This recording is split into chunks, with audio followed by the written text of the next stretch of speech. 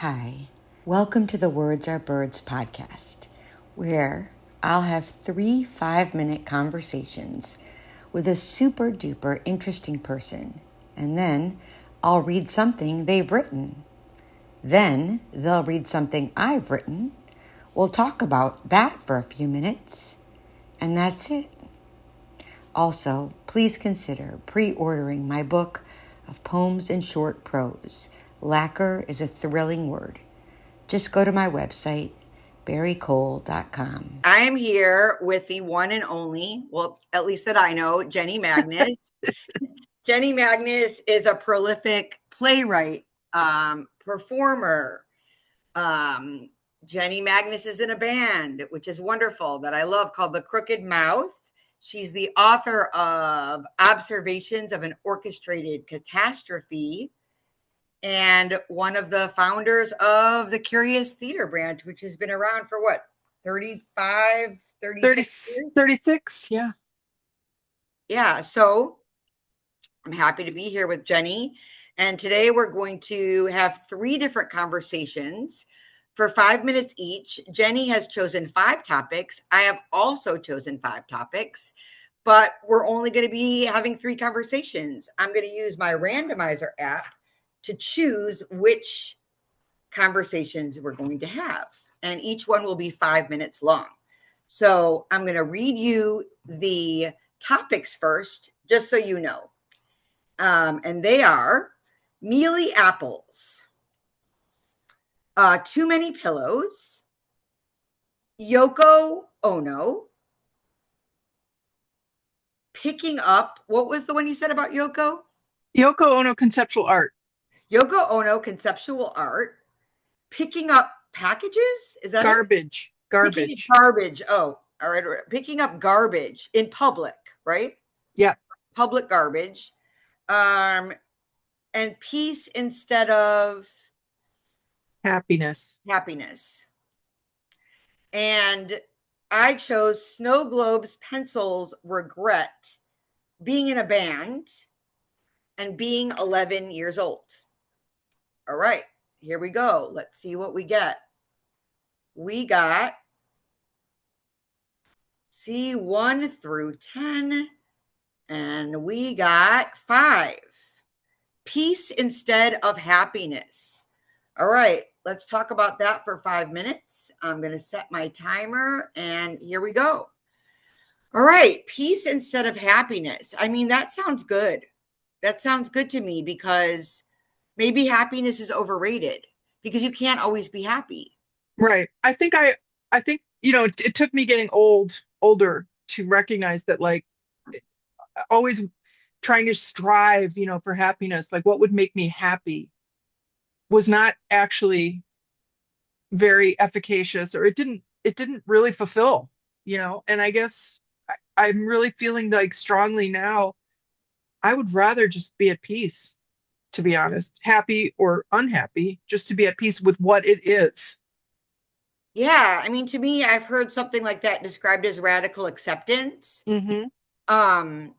Like, you don't have to like it, but you can accept it, and then with that acceptance comes peace. Yeah, acceptance is such an amazing thing. I remember the first time I started thinking about this was one of those times where somebody says, "Oh, if you had, a genie granted you wishes, what would you wish for?" And I think up to a point in my life, I would always wish for, like, I don't know what I would wish for. But then I started realizing, like, my number one wish was to be in acceptance of whatever was.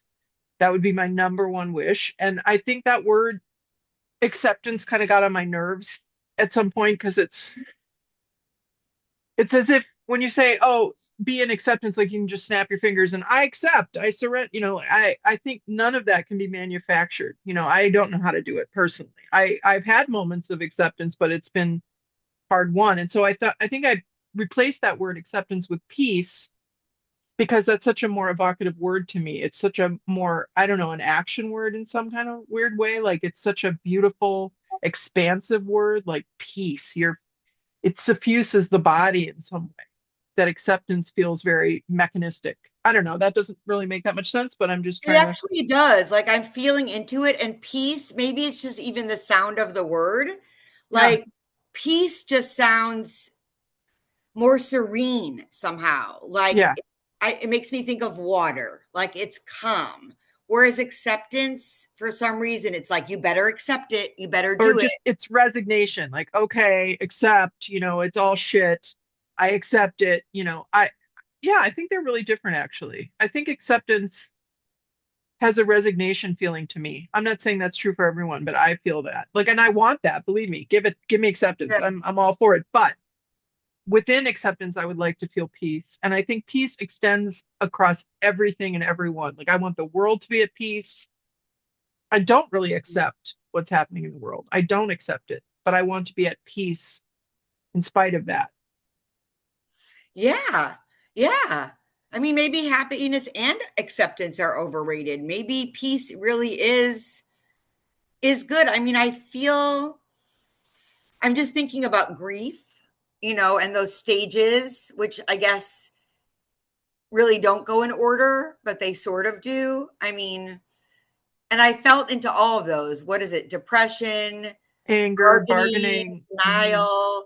Um, but I do experience the acceptance part more like peace, where it's like this happened, this is over, this person died, or Yeah. and then it feels like you finally, like I'm finally not waking up thinking about it. Like I'm Yeah. okay. Like I don't have to accept it. You're right. I don't have to accept it because it could be really shitty, like somebody dying before their time. Like I Yeah. don't accept that. Fuck that. Yeah. I Yeah. remember a very core experience I had with Stefan before we were married when we were still just friends. And this is like fucking 40 years ago or something. We were on the tram in Berlin or something, and he was always kind of fascinated with like recovery language, and not that he, did any of it, but and he said, "Well, how do you know if you've accepted something? I mean, how do you know?" And I said, "It doesn't bother you anymore." And Yeah. I just remember that conversation because I really think that just intuitively, that's it, what you just said. Like, you're not waking up tortured. You're not waking up with grinding thoughts. It's not like you don't think about it. It's just not bothering you in the same way. Right. Right. And acceptance doesn't give that because acceptance feels more intellectual. It's Yeah, not that's the maybe that's feeling of peace. yes. Like you can try for acceptance. You're like, I'll accept it. I'll accept it. Um, Yeah, it's you know, aspirational. Peace, it's like peace, I do feel peace in my body. Like I know that feeling. I don't have it very often, let's be real, but I know it when I feel it. Just a real like you know, no agitation, no guilt, no self-condemnation, all the things, it just like I'm sitting here right now, or whatever I'm doing. I'm with the children right now. That's what I'm doing, and it's good. so good. That was a great conversation. I feel like I could talk about this with you for a really long time. So maybe that's what these are, like starts. And then, all right, let's see what our next one is. Go. Next 5 minute conversation. Number 7, pencils. Pencils. All right, let me set our timer. Um, so yeah, I chose pencils because I realized I don't really write with pencils very often, but I really like sharpening them. Uh-huh. And I I have an love electric sharpener. sharpening. Yes, I I have love an it. electric sharpener. And you know what? It's funny. You know who's a real pencil snob-ish? Who? Well, two people I know. Troy Martin, number one. Because, where I use pencils is in band rehearsal because I'm Okay. writing on music. And that's where he uses them too. And I have a little jar with pencils and pens in it. And he's always going out and picking one. And I have an electric sharpener. And so he'll sharpen it so it's just exactly right or whatever. But the other one is Justin Hayford. That guy is very atipotata about his pencil. And there's a long discussion about Ticonderoga versus the other kinds. I don't like too soft of a lead. I like it to Uh-huh. sharpen pretty hard. Like I don't like it when Yeah. it's because I'm not a drawer. I'm a Yeah. person who's writing on pieces of paper. So I don't want it to be too soft. I don't like that feeling or the way it looks on the page when it's too soft, the lead.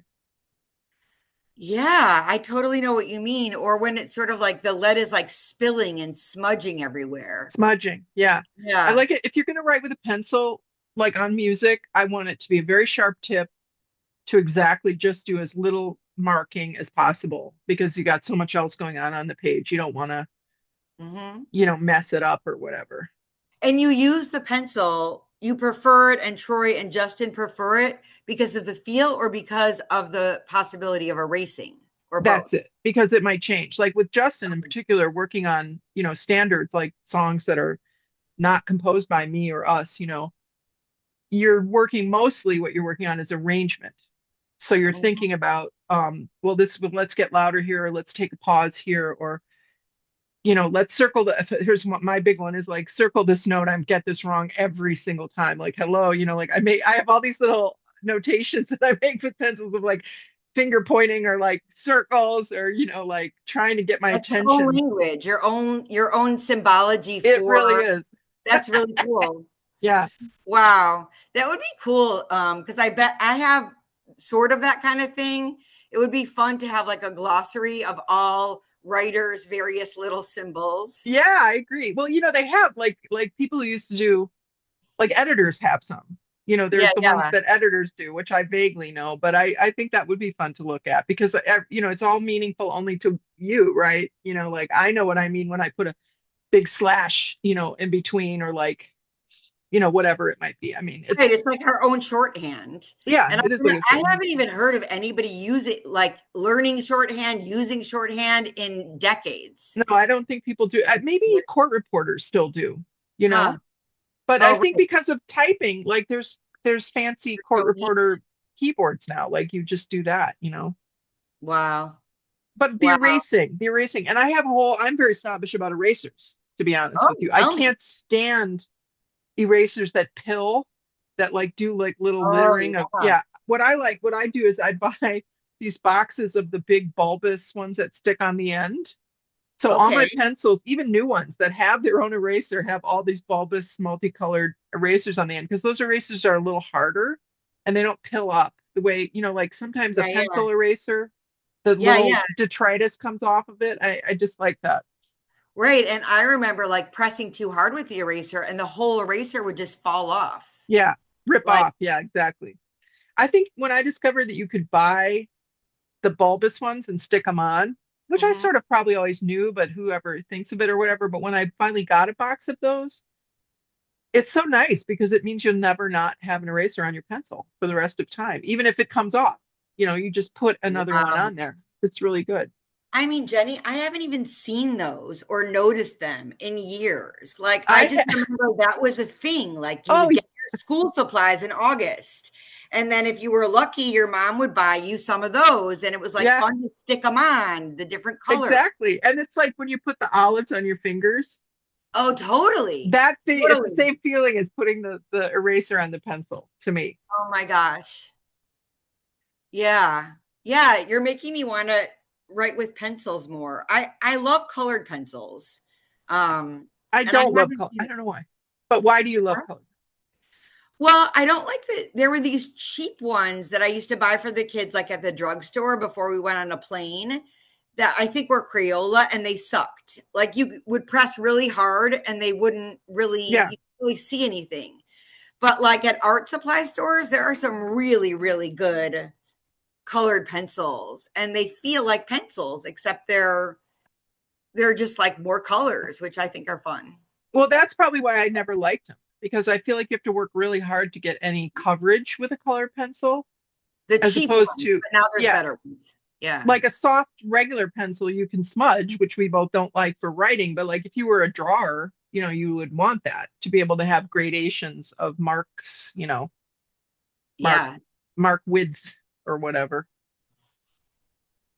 And once again, Jenny, I would wish we could talk longer about this because I we didn't even cover mechanical pencils. That's true, which I hate mechanical pencil.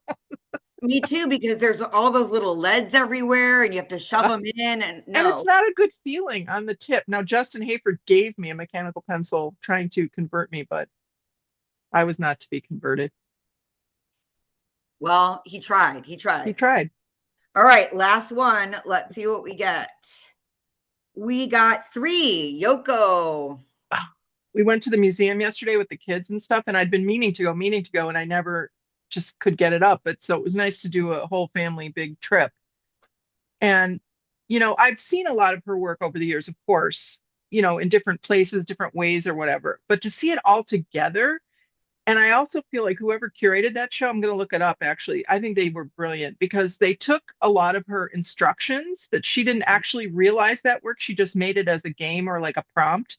And they did some of them, and it was just tremendous. I really felt like that feeling of looking at someone who, and thinking of her being sort of, uh, you know, disliked or hated or not understood. Like she was so far ahead of her time. And I know everybody says that or whatever, but you see it when you're looking at that exhibit.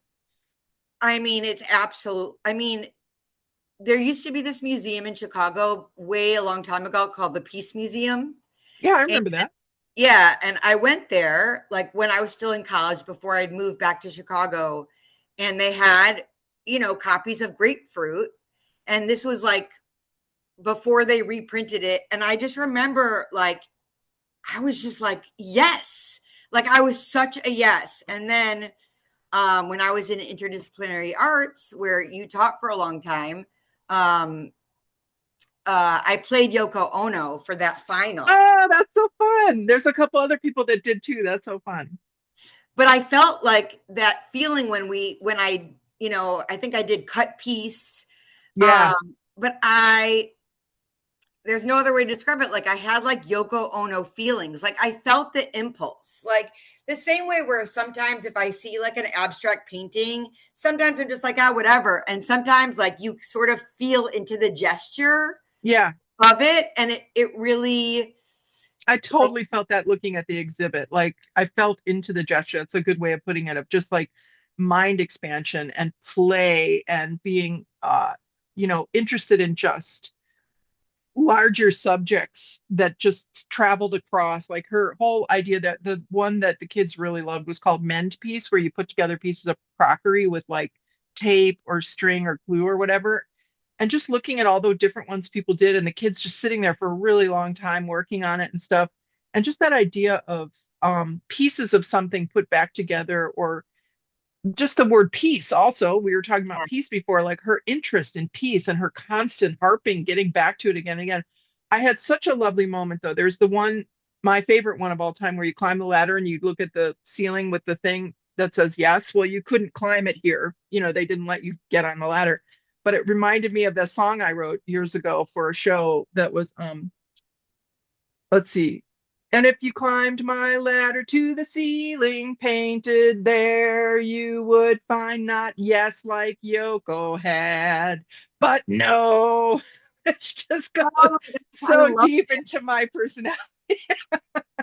well, it's just like so cool because it's such like a merging of of everything. Like your creative impulse, hers, like, and oh, that's so cool.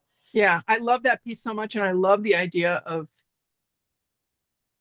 somebody having to go all the way up there just to see a tiny little. And then there was one room that just really fascinated me, completely white and just little tiny writing all over the room and a little bit on the ceiling or whatever.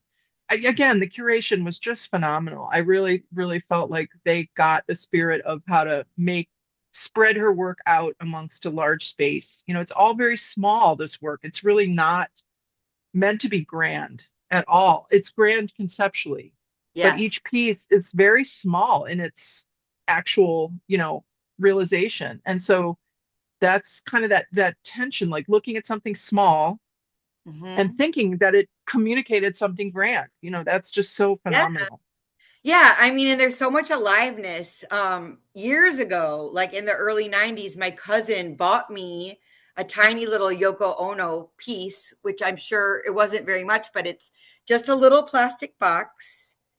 And then you open and it says smile on the top, smile box or something. And then you open it up and it's just a mirror.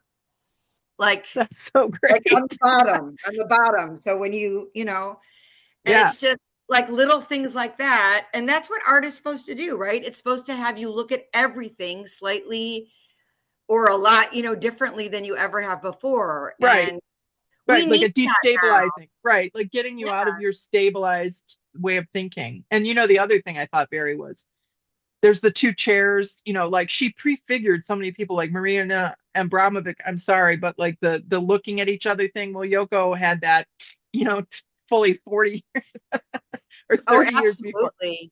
And Absolutely. yeah, and I think her weathering the storm of misogyny and just deciding this is who I am, this is the sound I make. I don't really give a fuck what people think of me or judge me or how they make fun of me or whatever. And just you see, I take it to heart. I take it to heart as an artist that, people will find you who relate to what you're doing, and will respect it. You may not ever have the respect of all. Like that is just real, and that she had fortitude. Those are values that I feel so, so strongly about. Just having fortitude in your own vision and just weathering the vicissitudes of, ageism and passing trends and all that. It's just beautiful to see it all together like that. I mean, absolutely. And I mean, if anybody really went through the fires of like being hated, publicly hated, Yeah. blamed, I mean, she just went through it and look at her. I mean, Yeah. she's just so good. Yeah. All right. Well, we had our three conversations. I enjoyed that. Me too. Thank you so much. Well, part two is where I'm going to read something that Jenny wrote, and then Jenny will read something that I have written. So I was going through your book and I found something right away that I just was like, I have to read this. Um, and this is early in the book from the Willies. Is this from the Willies? Which I saw a few different times. Um, yeah, the Willies. Okay. All right, here we go. I was standing on the corner of the main street in Madison, Wisconsin at 3 o'clock on October 8th, 2008. And I was looking at all the people walking around, going about their business. And all of a sudden, I saw that everyone I could see, everyone on the street and the buses and on the bikes and in the shops, everyone was dead. They were all dead. And I looked around at all of them and I was in shock because they had all seemed normal 1 instant ago. And then I remember my mind saying, now you're going to get really scared because everyone is dead. And then the really amazing thing happened. I didn't get scared.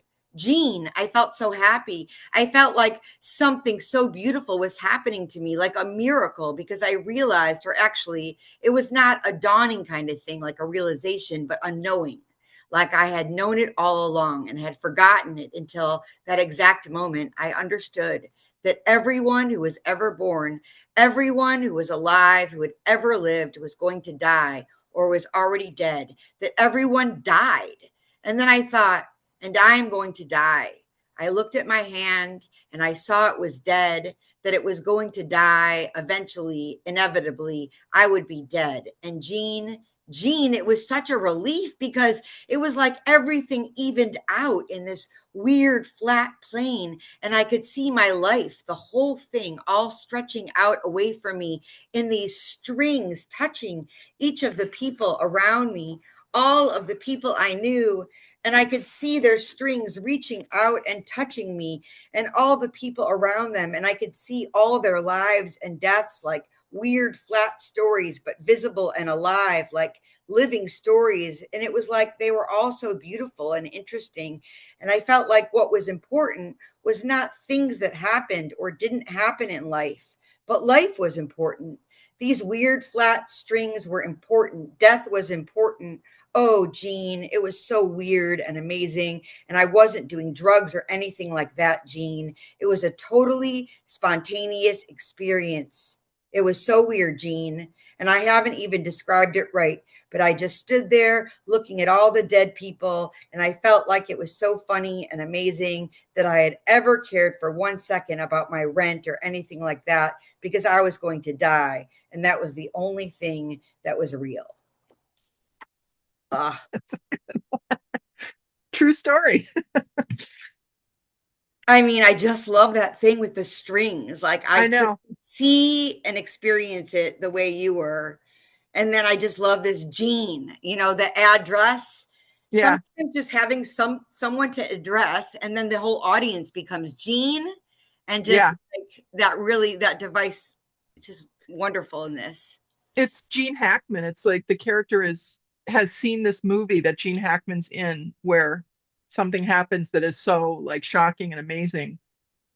And it triggers this like sort of existential reality. And this is all true. I mean, I put it into a character voice and whatever, but it's actually something that happened to me after seeing that movie. And just the character is just hysterically saying, Gene, Gene. It's so good because But he that has you to tell borrowed Gene. that, that you borrowed that for your own piece, and then to talk about this, it's just like a wild leap. And like your song about saying yes, it's really brave, I think, to say yes to those impulses. And I feel like when you do, that's where sometimes the real magic can happen, because it's very much like Yoko, like let's just do it and Let's see just where do it it. goes. And the last line of that piece, which I love so much, which is probably my personal philosophy in a way, is like the character goes, it's like thinking you're farting, but Yes, really you're shitting. yes, I read that. I read That's that. how I feel about so many things. That poor guy. Anywho, Oh, so good. wonderful. Thank you for reading that. I enjoyed hearing that. um All right, I you're can welcome, read then. yours. What is All right. this from? Is this from it? This is from my book that's coming out Wonderful. in May, and I have all these sort of run-on sentence things in them. And yeah, That's your I specialite. Carolyn, yeah, Carolyn Herdeman read a couple of things, um, and I just had this feeling like, wow, it really is. I mean, even though we've both written plays, so we know what it's like to hear other people read our words. It's fun also to hear somebody read your words that are not even written necessarily for a character, or are but not for you. Yeah, Um, love it. so yeah, I thought All right. I'd hear how this one sounds in your voice. Okay, here we go. Before.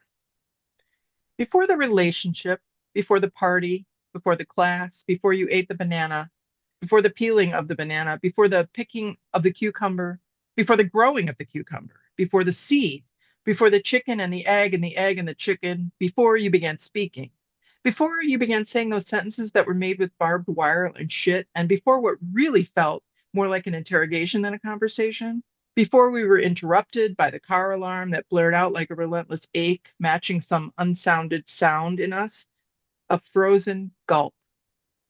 And before the starkest sentence, too, so stark it was skeletal, no fat on it at all. And before the next sentence, too, which was only a defense of the stark one, while pretending not to be. And before the rest of the sentences that I wish we had not written or spoken or formed in our minds or mouths. And before we arrived in the middle of the nastiest paragraph within which we flung rocks and bricks. Before the beginning, too, before the very beginning. And before we entered the car, arrived at the airport, and took our seats on the plane, before the plane landed, before we went through what felt like 1,316 revolving doors, revolving and revolving like clocks and galaxies, and before we ever loved each other, before we even knew each other, before we fell asleep at last after scaling that high, high bed that should have had a staircase or at least a ladder, before we faced away from each other's faces, before one of us faced a wall and the other one of us faced a door, away and away, before all that. Oh, thank you so much, Jenny. That was wonderful. I love to hear it. I love how you land on the thing, like it all leads up to the last little thing. Before all that stuff, a frozen gulp. Yeah, Before all yeah, that, so yeah. good. Yeah, I was trying to investigate this moment where you're in such a bad place with someone, and it's like, how did we get here? Yeah. And then Oh, I know. yeah. So good. Well, Jenny, this has been really fun. Thank you for I being my agree. first So guest fun. What a on nice the way to new spend a idea. morning. And this is how we spent the first day of the year. So I Which hope it's more like this, man. it better I'll take bode more, well. I'll take Totally. 364 more days, a little bit like this. I am with you on that, Barry. So deeply desiring for it to be more like this than like how it has been. Well, thank you so much again. Have a Yes, thank great you, day. Barry. I hope the other ones are fun too. I'm sure they will be. All right. Keep Thanks a us lot. apprised. Okay, bye. Thank you for listening to the Words Are Birds podcast. If you enjoyed it, please consider becoming a paid subscriber and receive special perks like a pretend or real phone call made by me on your behalf. Just visit my Substack at barrycole.substack.com to learn more. I hope you'll join me next time.